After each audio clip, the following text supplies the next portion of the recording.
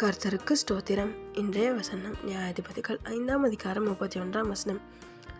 அவரிடத்தில் அன்பு கூறுகிறவர்களோ வல்லமையோடே உதிக்கிற சூரியனைப் போல இருக்க கடவார்கள்.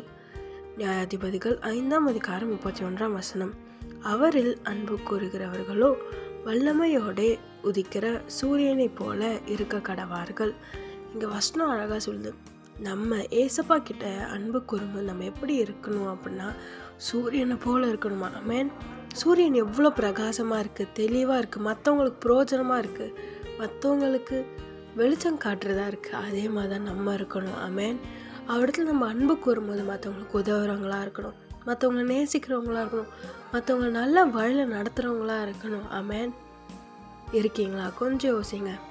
நான் ஏசப்பாவை நேசிக்கிறேன்னு சொல்கிறீங்க, உண்மைதான். ஆனால் சூரியனை போல பிரயோஜனம் உள்ளவர்களாய் வல்லமை உள்ளவர்களாக இருக்கீங்களா? யோசிங்க. இது வரைக்கும் அப்படி இல்லை, ஏசப்பா கிட்ட ஒப்பு கொடுங்க. ஏசப்பா, நான் உங்களை நேசிக்கிறேன், உங்களிடத்துல அன்பு கூறுறேன். நான் இனி சூரியனை போல வல்லமையாக உபயோகம் உள்ளவங்களாக நாங்கள் இருக்கணும் ஏசப்பா அப்படின்னு நீங்கள் ஒப்பு கொடுக்கும்போது ஏசப்பா உங்கள் ஜெபத்தை கேட்டு உங்களுக்கு உதவி செய்ய வல்லவராக இருக்கிறார். ஆமென்.